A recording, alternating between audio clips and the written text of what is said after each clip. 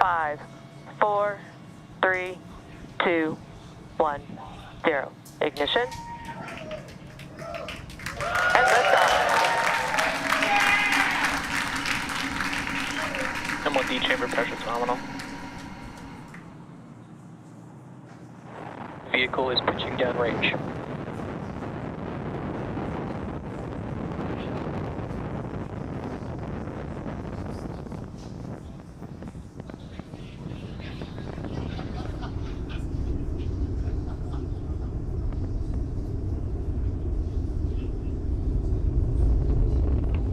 We are T plus 37 seconds into the mission. Falcon 9 has successfully lifted off from Launch Complex 39A, carrying our 53 Starlink satellites into space. Power and telemetry nominal. Moments ago, we began to throttle down the engines on the first stage in preparation for an event known as Max Q. This is where the vehicle will experience the highest amount of aerodynamic pressures.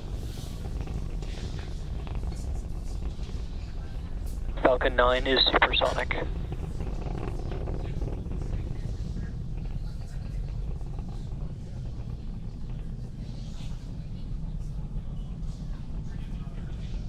Max Q.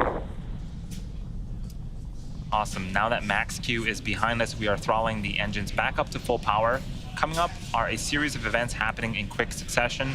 First is MECO, also known as main engine cutoff. This is where all 9 Merlin engines on the first stage will shut off to slow the vehicle down in preparation for the next milestone, which is stage separation. During this event, both the first and second stages will separate from one another. The first stage will make its way back to our drone ship, and the second stage will continue its journey with second engine startup, or SES-1. During this event, the single Merlin vacuum engine on the second stage will light up and propel the second stage along with the Starlink satellites into orbit. And then shortly after SES-1, we'll have the fairing halves deploy and expose our Starlink satellites to the vacuum of space.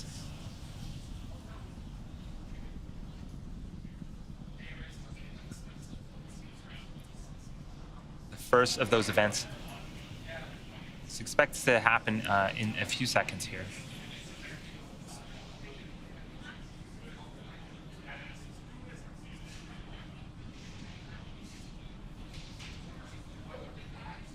MECO.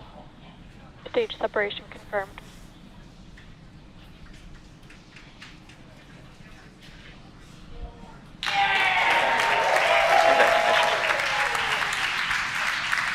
Fairing separation confirmed. All right, so as you just saw and heard, we successfully had main engine cutoff, stage separation. The second stage Merlin vacuum engine you see on the right-hand side of the screen has successfully started up, and we saw the 2 fairing halves deploy.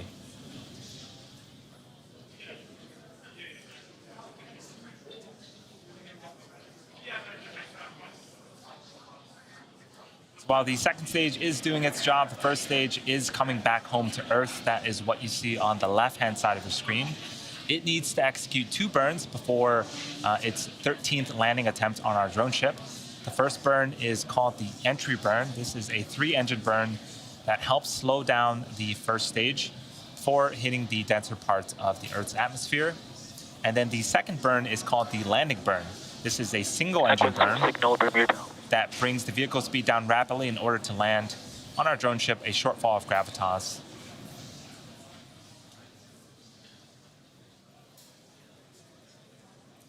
To aid in recovery, we have a couple of tools that the first stage uses. So if you look closely on screen, you're seeing some bursts of gas. That is nitrogen from our attitude control system, and that helps to orient the first stage rocket. And then also on screen, we have a view of 2 of our 4 hypersonic grid fins. Those are the honeycomb-like structures that you see.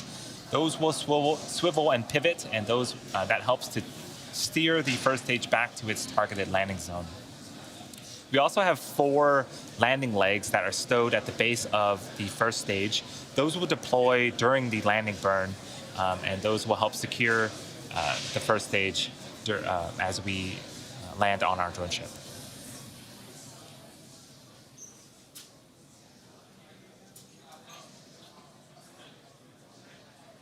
We still have about 2 minutes left before the first stage entry burn. Again, the first of 2 burns for the first stage. For now, we are just enjoying some great views of both the first stage returning back to Earth and the second stage making its way to space, makes its Both way vehicles into are orbit. following nominal trajectories. And I just heard the call out that we are in nominal trajectory, so things, again, continuing to go smoothly for today's Starlink mission.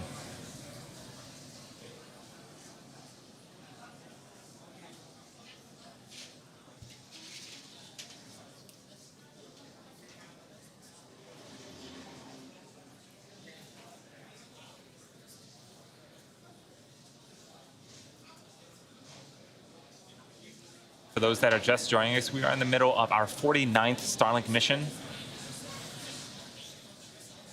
If you weren't able to catch the liftoff, don't worry. We have 2 more launches this weekend, so be sure to tune in.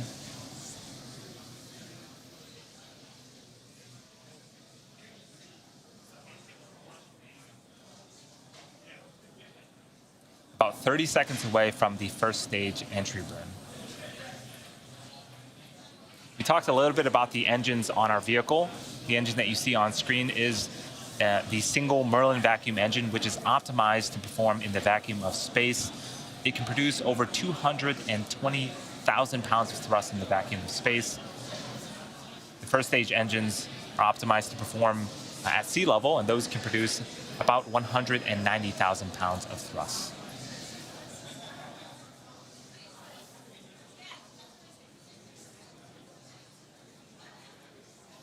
Stage 1 FDS has saved. Stage 1 entry burn startup.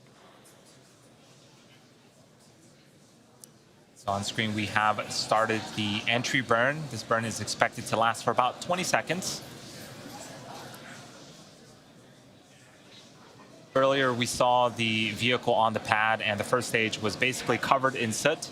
Stage 1 entry burn shut This down. is the reason why. So basically, during the entry and landing burn, the vehicle is flying through its own plume of smoke, and that is what Both builds up the vehicles soot. continue to follow nominal trajectories. So landing burn for the first stage is coming up in about a minute, and shortly after the landing burn ends, we're going to be listening for a call out that's related to the second stage, known as SECO. That stands for Second Engine Cutoff, and we'll be shutting off the Merlin vacuum engine that you see on screen, and we'll be waiting for another call out related to the second stage of a good orbital insertion.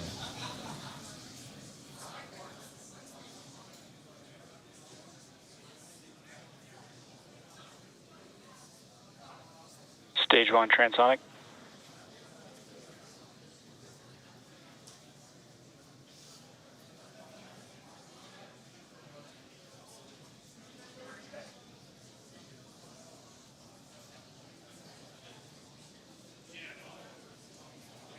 Stage 2 is in terminal guidance.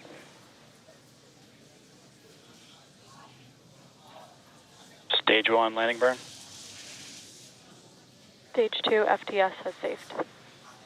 So our landing burn has begun. It's a single engine burn. This is also the period where we'll deploy our landing legs. And here comes our first stage for the 13th time, attempting to land on our drone ship. Stage 1 landing leg deploy.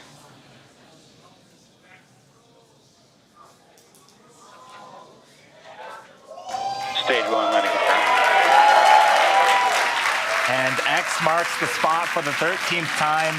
That is the first time that we have flown and landed a booster 13 times. Acquisition of signal, Newfoundland. Nominal orbit insertion. That is a great way to start the mission. And we also just heard the call out that the second stage engine has successfully shut off and is now in a nominal orbital insertion. With confirmation of both of those, we will confirm deployment of our Starlink satellites via SpaceX's social channels, but we'll also leave the mission audio live on our YouTube channel if you'd like to follow along through payload deploy. Thank you to the Federal Aviation Administration and our current Starlink customers, and of course to all of our viewers.